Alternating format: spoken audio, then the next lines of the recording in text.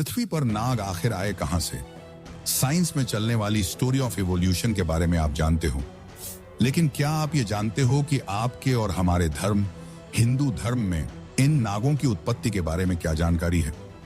भगवान शिव के गले में रहने वाले नाग को तो आपने हर जगह देखा होगा, और ये भी आप जानते हो कि भगवान विष्णु जी भी एक नाग के ऊपर ही विराजित होते हैं। लेकिन क्या आप इन नागों के नाम जानते हैं? और क्या आप जानते हैं कि हमारे पूजनीय भगवानों ने इन नागों को अपने पास, अपनी शरण में क्यों रखा है? अगर आप एक सच्चे सनातनी हिंदू हो तो आपको अपने धर्म की ये सब छोटी छोटी बातें तो कम से कम पता होनी ही चाहिए। आइए जानते हैं। सबसे पहले जानते हैं नागों के उत्पन्न होने के बारे में हमारे पुराण क्या कहते हैं। ब्रह्मा जी के एक पुत्र थे जिनका नाम ऋषि कश्यप था। ऋषि कश्यप की पत्नी का नाम कद्रू था।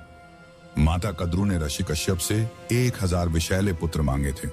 तब ऋषि कश्यप ने माता कद्रू को वरदान में 1000 अंडे दिए थे। वक्त के साथ अंडों में पल रहे जीवन ने नागों का रूप लिया और वे परिपक्व होने के साथ साथ अंडों से बाहर आए। इन अंडों में सबसे पहले जो 3 नाग निकले थे, उनमें से एक थे शेषनाग, दूसरे थे वासुकी और तीसरे थे तक्षक। अब जानते हैं कि कैसे ये नाग भगवानों की शरण में आए। कहा जाता है कि शेषनाग शुरू से ही धार्मिक और शांत स्वभाव के थे। उनके अन्य नाग भाई बहन स्वभाव से स्वार्थी और क्रोधी थे। वे छल कपट और पाप कार्यों में लिप्त रहते थे। शेषनाग को यह सब नापसंद था, इसलिए उन्होंने अपने परिवार से दूरी बना ली और तपस्या के मार्ग पर चल पड़े। शेषनाग ने भगवान ब्रह्मा की कठोर तपस्या की। उनकी तपस्या इतनी गहन और दीर्घकालिक थी कि ब्रह्मांड में ऊर्जा का संतुलन प्रभावित होने लगा। ब्रह्मा जी उनकी तपस्या से प्रसन्न होकर प्रकट हुए और उनसे वरदान मांगने को कहा। शेषनाग ने ब्रह्मा जी से प्रार्थना की कि वे उन्हें ऐसा स्थान प्रदान करें जहां वे तपस्या करते हुए संसार के कल्याण में योगदान दे सकें। ब्रह्मा जी ने शेषनाग को भगवान विष्णु के अनन्य सेवक और सहायक के रूप में नियुक्त किया। उन्होंने कहा कि शेषनाग को भगवान विष्णु का विश्राम स्थल बनने का सौभाग्य प्राप्त होगा। भगवान विष्णु शेषनाग के विशाल फन पर क्षीर सागर, दूध के समुद्र में निवास करते हैं। जब विष्णु योग निद्रा में होते हैं तो शेषनाग उन्हें सहारा प्रदान करते हैं। शेषनाग ने इस भूमिका को पूरी निष्ठा और समर्पण के साथ स्वीकार किया। इस तरह शेषनाग भगवान विष्णु के सेवक और सहायक बने। इसीलिए जब भी भगवान विष्णु ने धरती पर अवतार लिया, तब शेषनाग उनके साथ उनकी सेवा के लिए साथ आए हैं। जब विष्णु जी राम के रूप में आए तो शेषनाग ने लक्ष्मण का रूप लिया, और जब विष्णु जी कृष्ण के रूप में आए तो वे शेषनाग बलराम के रूप में उनके साथ आए। क्या आपने कभी ये ध्यान दिया कि पहले जब विष्णु जी राम के रूप में अवतरित हुए तब शेषनाग उनके छोटे भाई बने, लेकिन जब कृष्ण के रूप में अवतार लिया तो शेषनाग बड़े भाई बनकर आए। इसके पीछे भी एक छोटी सी कहानी है।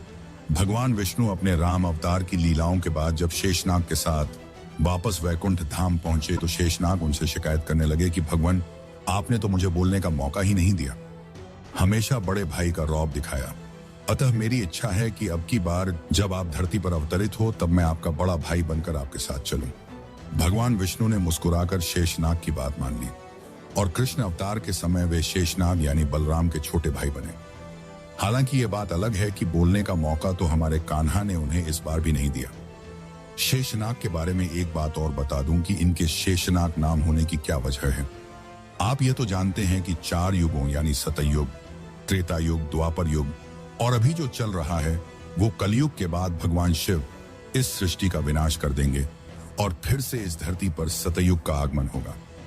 तो हमारे पुराणों के अनुसार जब भगवान शिव इस धरती पर जीवन को समाप्त कर देंगे तब कुछ जीवन शेष रहेगा, और उस जीवन में सांपों की श्रेणी में जो शेष रहेंगे वो शेषनाग होंगे। इसलिए इन्हें शेषनाग कहा जाता है। अब आते हैं भगवान शिव के गले के हार वासुकी नाग की कहानी पर। वासुकी नाग के शिव जी के गले में आने की कहानी शिव और नागों की भक्ति और शिव के प्रति उनकी आस्था से जुड़ी हुई है। पौराणिक कथाओं में इसके बारे में अलग अलग प्रसंग मिलते हैं। जब देवताओं और असुरों ने मिलकर समुद्र मंथन किया तो उसमें से अमृत के साथ साथ घातक विष हलाहल भी निकला। यह विष इतना भयंकर था कि वह पूरे संसार को नष्ट कर सकता था। सभी देवता और असुर विष के प्रभाव से डर गए और भगवान शिव से सहायता मांगी।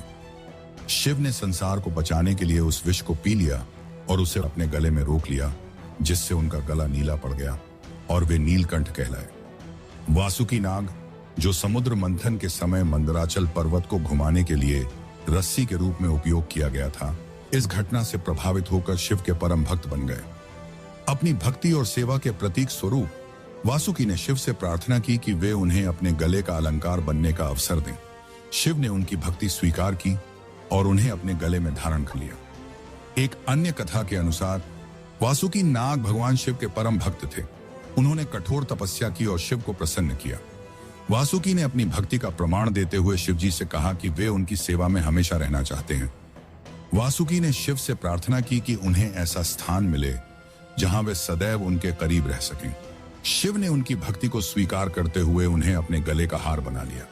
यह घटना वासुकी की भक्ति और शिवजी की करुणा का प्रतीक है। वासुकी नाग को सर्पों का राजा माना जाता है। वासुकी ने अपनी शक्ति और ऐश्वर्य को त्याग कर भगवान शिव की सेवा में अपने को समर्पित कर दिया।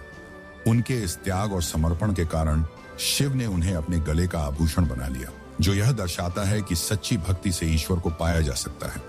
यह कथा यह भी सिखाती है कि शिवजी अपने भक्तों को हमेशा अपने करीब रखते हैं। वासुकी का शिवजी के गले में होना यह दर्शाता है कि भगवान शिव सभी भयों को नियंत्रित करते हैं और वे अपने भक्तों को सम्मान और सुरक्षा प्रदान करते हैं। तो यह कुछ जानकारी थी जो हमें हमारे पुराणों से मिलती है। उम्मीद है आपको यह जानकारी पसंद आई होगी। ऐसी ही और वीडियोस के लिए चैनल को सब्सक्राइब कर लीजिए। धन्यवाद।